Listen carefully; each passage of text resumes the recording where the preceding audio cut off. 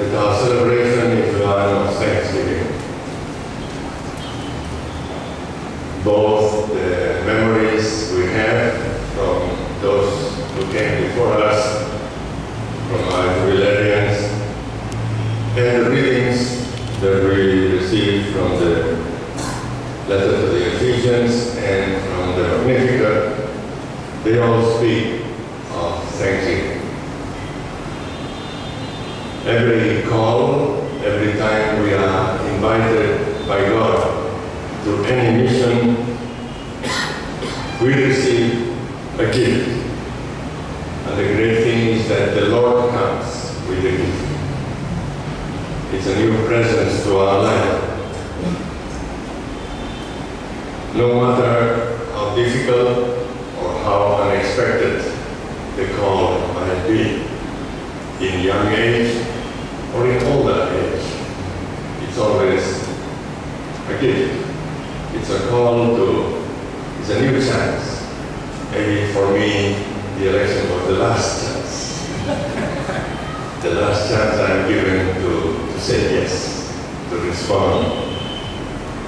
And that's why I think we are all very grateful for those who came before us. Those who are already in the cemetery, those who, they came with the Lord, their call came with the Lord, and they increased the presence of the Lord in our midst. And they have lived the gift in our midst. So we are the beneficiaries of all those who came ahead of us and all those who are ahead of us. Quite different from the experience that the following generations have. It was a generation where identity was very clear. Everything was clear. And there were many clear regulations and rules. I remember I belong to that generation somehow. Clear rules. The superiors had their job cut to measure, and it was relatively easy to be superior. I know because the following generation, the superiors were all confused about what to do when things began to change. But what we want to thank today is not so much that time as the way our elders responded to the challenge. They responded wholeheartedly.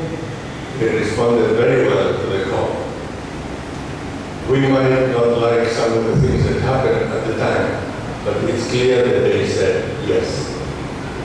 The same as we don't necessarily need to agree with the theology of Arupe, but we saw in him a good judgment, 100% good judgment. What he thought, his times, the theology of the 30s that he studied, maybe was not the theology we have, or that we agree with, but he responded well. And I think the same applies to our jubilarians.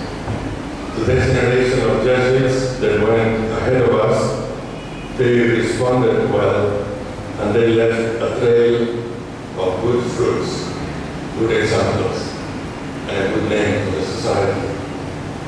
And this is what celebration is also an encouragement. The Magnificat certainly is an encouragement. And we heard at the beginning that today is the International Day of Women. So here we have a woman singing her thanks, but in such a way that it remains as an encouragement for all of us. The journey of our jubilarians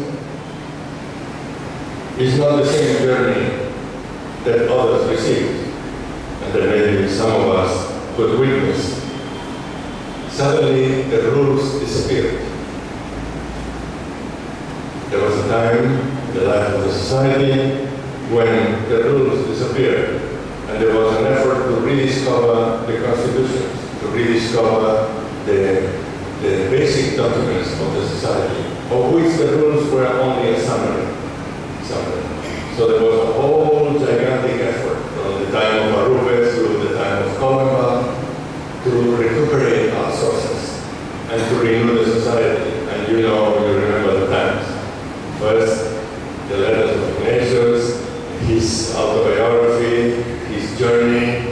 then the spiritual exercises, and then in the time of Kolpa, the constitutions, and we continue with the spiritual exercises at the very heart of our life.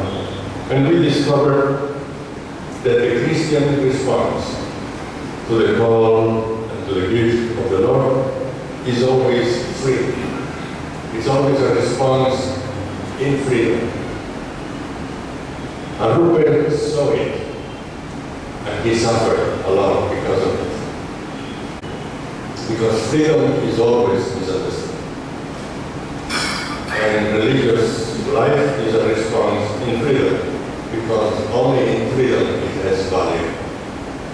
Only when we are free and we decide to say yes because this is what the Spirit is bringing to us, then it has a value. It's a dialogue between God and the Spirit, and we are only part of this dialogue. It's free because there is an insight, there is a depth, there is a perception of the way things are, not the way things are painted in the newspapers. There is a story that I have shared in the Courier, and that it inspired me. It's a story about Rumi, the famous Sufi.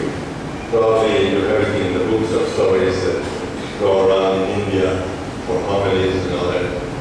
But it's a very deep story of a man of vision, of a man who has seen beyond. It seems that he had a very difficult wife. It happens. His wife was very difficult.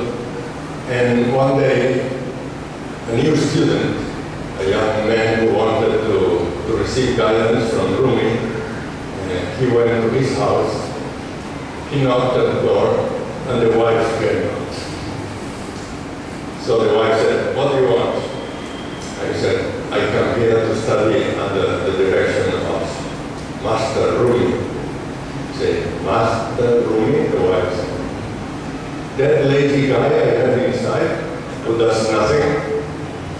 He thinks that he is thinking, but he's there sitting all the time. He's a lazy bum and all that." She began to tell the young man, "You are wasting your time." And at that moment, Rumi appeared at the door. He said, "What happens?" And the young man was all confused, naturally.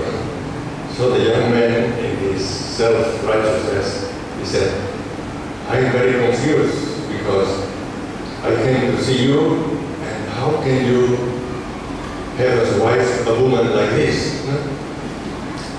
And Rumi said, "Young man, you don't understand anything.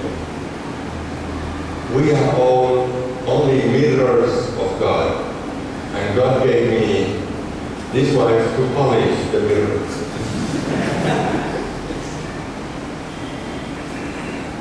It's not a story that you can tell to every woman in the world. But it shows the depth of a mystic.